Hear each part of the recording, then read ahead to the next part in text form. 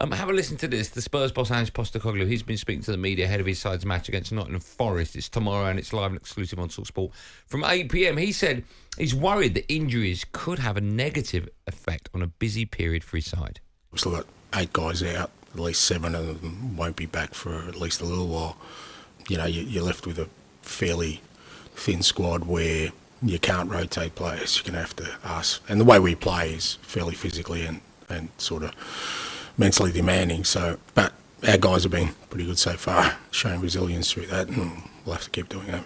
We're going to talk about your time at Spurs later on. I just want to get your view on certain clubs, maybe certain... Oh, do you want to make more noise, Dale, running in? Blimey, it's like an elephant's walked in. But I want to get your view on Spurs now. Firstly, when Ange Postecoglou took over at Spurs, what was your immediate reaction? Yeah, I was one of them who probably wasn't sure. Obviously, I'd not seen much of him. I'd not seen much of him at Celtic. So I was a bit surprised by it. But since he has come in, I've been so impressed of what he's done there in a short period of time. He's completely transformed the team, the football they play, and to do it like from where they'd come from. And like you said, he had within 6 weeks. I watched him from pre-season to the start of the season. It's a completely new team, completely new styles, and it was so impressive. The hunger for trophies. You won a trophy at Spurs, right? The hunger at Spurs for a trophy again. I think since the last time you were there, right? Yeah. Is like no other club, no other big club, because Spurs are a big club. Yeah. Do you sometimes think that eats away at them a little bit too much and it's a big monkey on their back or not? I'm not so sure because, like I said, players and managers change so much. So, like I said, I think the fans get onto it a lot. And like I said, I think they have the squad. They should have done better. They should have been at least challenging for these trophies. I don't think, obviously, they had the Champions League where they got near, but not really have they challenged enough to be in finals where their squad probably should be and where Tottenham probably should be. How long do you think it will take then, Azza? Because you've said there about Ange and what he's done has been fantastic. Yeah. The football that they play. What should realistically their aim be this season? Should it be just to get back into the top 4 or should it be to win something? I'd always think they should aim to be in the top 4. I think it's going to be difficult now. Like I said, they've talked about, you've heard him there about the injuries. I don't think they have the squad, unless everybody's fit, to get in the top 4. If everyone's fit, I think they're a different side. I still think they're missing a number 9. I like Sonny playing up there, but I'd really want them to sign a number 9. It's quite strange, isn't it? Because when you think about certainly our time and you think about Berber, Keane, Defoe, do you know what I mean? Compared to now, it's like night and day. If you had 4 there and then now there's none. Kane's obviously just left. Yeah, you left yourself up. Yeah, but I don't want to put myself in that bucket. But You've done it for a reason. But no, do you think that's what they in January? That could be the one position where you think go out and spend a lot of the budget on a centre forward? Yeah, I would. Like I said, I've even watched them in games this season, and the Villa game, West Ham game, the first half there, the games should have been put to bed. You know what I mean, if you had a number 9 there that puts the ball in the net, it could have been 2-3-0 at half time. The game's over. So I feel like they've been on top of teams, playing well. Even Chelsea the first half, like I said, before they're sending off and whatnot. That game could have been out of sight. So I do feel they're still lacking that number 9, even though, like I said, Son as a 9 is still top class, as we know. Yeah. But for me, I'd be hoping that they'd sign a number 9. If they still had Harry Kane there, how much of a difference would that make to Tottenham with regards to where they would finish? Would they have a chance of winning the Premier League with Harry Kane, with this team?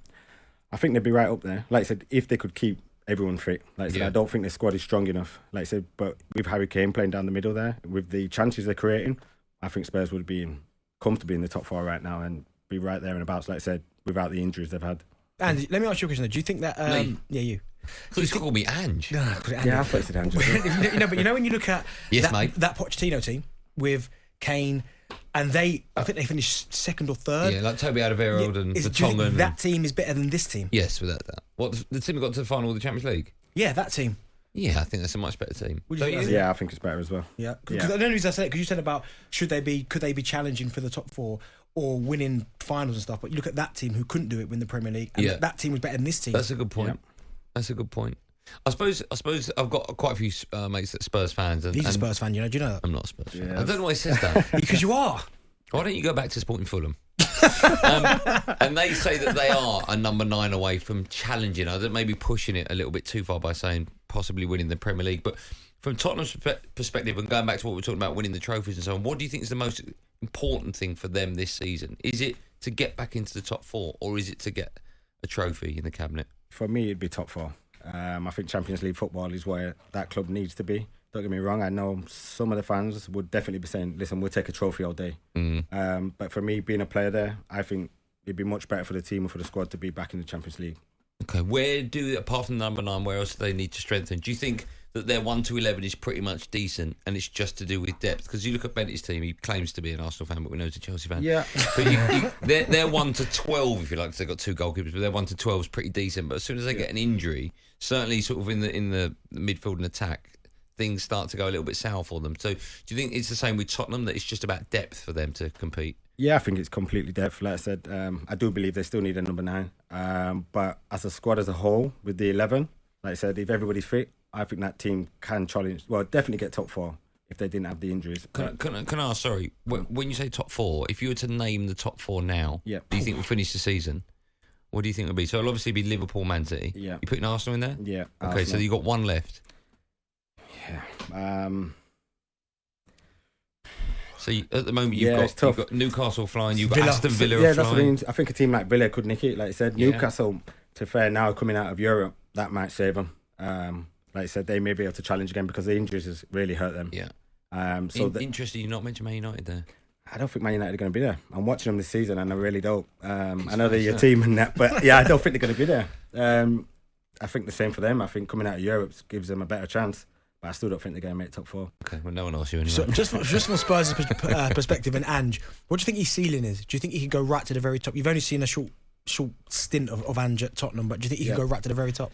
Yeah, like I've been so impressed, Benny. Like the way he's done it in such a short period of time, that really impressed me. To get a group together through pre-season and literally change the whole style of play, the way they press. He's obviously increased the fitness levels because you cannot press like that without being fitter. And just their whole style, and every player knows where he's meant to be. And to do that in a short period of time, like I said, I think he could really go to the top, yeah. And even the way he carries himself with the press and everything. What's the top?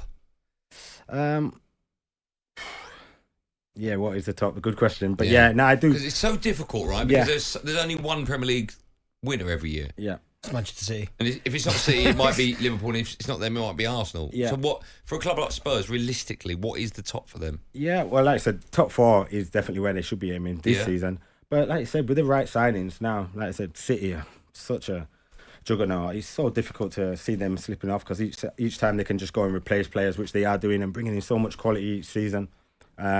But you take City away, then you're like, well, everything else is up for grabs for me. The next after City, obviously Liverpool have been better this season, but I still don't feel that they're on the same level as Liverpool. Okay, who do you think is going to win the league? City. Okay. Do you dislike Arsenal as much as I do because of Bentley? Or because of Spurs? Yeah, a little bit, yeah. I wouldn't say they're my favourite side. Who's your team as as your kid growing up? Leeds? We always Leeds, yeah. I thought so, yeah. But I'm not going to lie, I said this a few times. So my brother signed for United, didn't he, at Man United when he was 14? Yeah. So from, I was 9 years old, we went to Old Trafford pretty much every week. So you got more than him, probably. got more than him. Yeah, so I did good. enjoy going to Old Trafford, I'm not going to lie. I shouldn't say that as a Leeds fan, but they was a great side then. That must have been tough for you, all right? Yeah, Leeds fan getting I was Old getting Trafford. some steak, yeah. I bet you did. I bet you did. talkSPORT Drive. Super opinionated sporting debate. Monday to Friday afternoon from 4 on AM, on DAB, via the talkSPORT app and on your smart speaker. talkSPORT.